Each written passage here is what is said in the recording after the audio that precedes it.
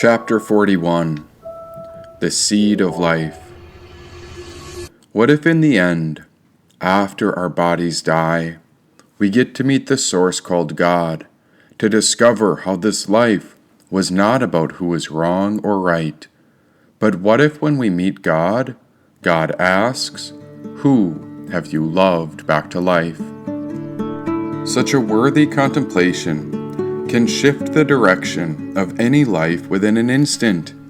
And what if the purpose of life has little to do with our personal accomplishments? But what if our greatest purpose is when we offer ourselves to God through devotional service? The more one person does for oneself, the less the world understands the benefit. Yet the more we offer our lives to God, the more we are united into the divine purpose. And so I wonder, who have you loved back to life? I knew without a doubt who it was that loved me back to life. And so with a compassionate gaze, my eyes found the one who appeared when I was at my lowest. It was her, the mermaid. We will never forget the ones who saw our greatness when we were living in our worst moments of despair and darkness. And so I picture the kind gardeners who tend to the seeds which are planted in the soil.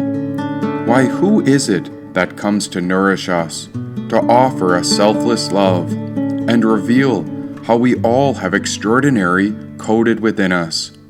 This extraordinary life force is waiting to be released from the depths of our soul. And that's what makes life so precious. And what if life gets dark? What if you find yourself buried in the muck? Well, just because you're covered by the darkness doesn't mean the situation is tragic. Why, this is the place where every seed, creature, and human is planted. Call it a womb, or call it a garden. But here on earth, life itself reveals all of creation's teachings. And that action of being planted is not an ending, but rather we sprout through a new beginning. Yet is there a beginning, or an end, when life keeps happening, with or without our own personal will to begin again? Let me ask you a curious question. Did you pick this birth? Did you pick your family, your community, the home you grew up in, and better yet, where were you before you were born into humanity? Who can explain how they arrived? Who among us can teach us how this body came to life? Why, we could ask our mother and father, and they could ask theirs. Yet all we know is that the cycle of life keeps repeating, and no one quite knows how or why we arrived here. Why, nature itself holds profound wisdom. And it seems that Jesus' greatest teaching was unspoken, yet it was the most profound, and so we call it the resurrection. Without words, he taught that what dies comes back to life. No end and no beginning. Yet, this essence of the resurrection keeps happening. From one seed to another, from one plant to many seeds. Life and death is not a tragedy, but rather a necessity. And so no seed mourns becoming a tree. The bud doesn't grieve becoming a flower. A fruit doesn't resist falling, but rather there is innate wisdom that spreads through all of us across many lifetimes. Life itself knows that the purpose of living is not about what someone accomplishes, and it is not about what you as an individual believe, but rather the real purpose of life is to love, to be loved, and so this life is based upon what we give. While some call it a resurrection, the idea of rebirth is the thread that's woven throughout all of creation. It seems we are exploring or experiencing through these lifetimes the crossroads where each soul arrives. One day we are planted as a seed of life, grown through the father and mother, and without knowing how, where, or why, A birth brings us to life when we open up our eyes. Gazing upon a fresh world, we are shown the way forward. But we did not choose how this all happened or why we arrived here. Were we sent? And how come we have no memory of where we came from? Like a river, forgetting our own journey, something is threaded between bodies as we grow, where our parents call us their daughters or sons. What a curious contemplation, to know that we've arrived without a clue as to how we got here. Why, if you had to guess, we'd all try to explain it in our own unique way. But where were we before we arrived upon the earth? Were you in outer space? And are the freckles upon our skin maps from our home in the stars? Are your eyes the windows to the soul? And have we met before this lifetime, long before any of us remembered? Never was there a time before time. And what if the end and beginning only occurs throughout our dreams? Birthless and deathless. Who you are is your soul, which is changeless and remains spirit forever. So how could death touch you when the cycle of life, death, and the resurrection lasts forever? Just as a person puts on new garments, giving up the old for what has been worn, so too the soul accepts a new body, giving up what has passed as a new body transforms. No body can live forever, but how can the soul die? The soul passes through form again and again, as this is the greatest teaching of Jesus.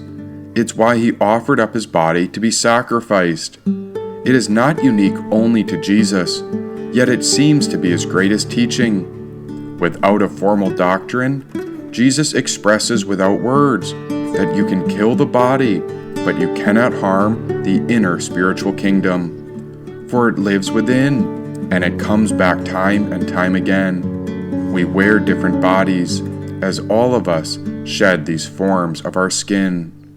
And what if instead of the seed becoming a plant, the plant is a home for a soul, the same way a human body covers you and me? So what are you at your core? You are not just a name, a title, or a job that you do, but who are you really? Who is the one that observes this life and all you have been through? Why, the only guarantee of life is that we cannot take this body with us. And this is not an error, but rather this human life is a gift that is given to us. No end, no beginning, but rather this whole teaching through the resurrection reveals what lives within. As God is not out to punish us, not out to destroy us, but rather we are given a body and a mind to explore and expand ourselves through the grace of our resurrected spirit. So who can contradict this, when not a single one of us can explain how we've arrived here? We can all examine how life starts from a seed, a womb, or how creation blooms. But then where were any of us before we were born into this reality? Why, just as the body passes from birth to old age, so too the soul passes through many bodies as all life transforms. The resurrection is the greatest message of the Gospels. And so what if Jesus came to show us how the soul passes beyond death unharmed? The soul is not what dies, and the soul is not what is reborn, but rather the soul always is, and it watches the dying and living process as we see how we are led through many lifetimes as if each life is a brand new door. Living through a life, the soul passes on. Then dying to live, we find that each life is like a door which leads us back to God. What will we do with this precious life, this gift that comes to pass? Life after life, we learn that we can take nothing with us, but rather the impact of our lives is based upon all that we give when it's time to pass. Oh, what if each life is like a door, and no matter which life we enter in, we are led back to God time and time again. Yet on this earth, it seems that so many of us forget. And what if the love we generate in this life is the love we carry with us to the next? What if we are journeying again and again through all of our lifetimes until we discover how the offering of love leads us to be perfected? It was Sri Aurobindo who said that the purpose of reincarnation is not ultimately to escape matter, but to transform it. The soul descends into form, not to flee back to spirit as quickly as possible, but to bring spirit so completely into form that matter itself becomes a divine vehicle. The resurrection of the body is not a metaphor, but is the literal goal of cosmic evolution. Life, death, and rebirth is our path for matter to become conscious of itself as spirit. This is what Jesus revealed, how the indwelling spirit goes beyond death, that no matter what pain, hardship, or suffering we face, we can transform through the grace of God to make our lives an offering of love. Oh, what if all these lifetimes were given to us as a sort of remembering, and so the spirit is veiled within the body as we were born and forget about our divine origin. We may live a life arriving in a physical body with almost no previous memory. Then after each encounter with truth, we touch profound realization as we restore a fragment of our original memory. What if the soul is not learning something new, but rather our soul is remembering something ancient? In this way, the seed of creation from which our lives sprout contain an entire blueprint encoded within us. And growth is not the acquisition of more and more, but rather an unfolding of what has always been self-existing before. The soul carries this across many lives, just as a seed carries a forest through many seasons, each time unfolding a little more of the blueprint that is always carried within. And what if the answer is not something we can imagine? What if we found out that this whole process of life and death happens because God is like us? Not like us in the human sense, but like us because love requires something else to love. God is said to have created everything. And what if God sprouted us because of love's deepest desire to give? And so what if God gives us free will and a destiny of our own? What if God says, I love you so much that you will never know true love until I give you a choice to live a life of your own? After all, we cannot be truly loved by something that has no choice. And so what if God loves us so much that He gave birth to an infinite universe with endless planets? These were all gifts given away freely, and so the soul is sent out from God as we forget and are separated from the whole. Yet what if the journey home is a path out of love? Then this offering of devoting oneself back to God is the supreme goal within humanity. Time and time again, we see how the purpose of so many lives is to live for something greater than oneself. Each life is free to find itself, to add a few notes to the song of music. And so we are all walking each other home, and yet all the religions, traditions, and cultures all have different maps leading us to the same divine destinations. They all say we come from God, and so to God we shall return. No matter if it's this life or the next, we died to be reborn. And maybe the reason we are called to give so much love in our lives is so we discover how the infinite also yearns. It yearns to know itself, not just as an infinite God, but having been finite and choose to return. It seems the purpose of the journey is not to arrive at a destination, but to go through the full experience of being human. And just as a rose knows, there is a time to be planted, a time to sprout, a time to bloom, and a time to give up the petals and dissolve back into God's garden. Notice how in the story of devotion, the empty cup is the Holy Grail, as it holds everything as an offering to God, and the emptying is a sign that God was finally able to drink from the cup to quench God's yearning. We are learning, life after life, how to make ourselves into an offering, a cup that God can drink from. Is that why we are born, and is that why we die?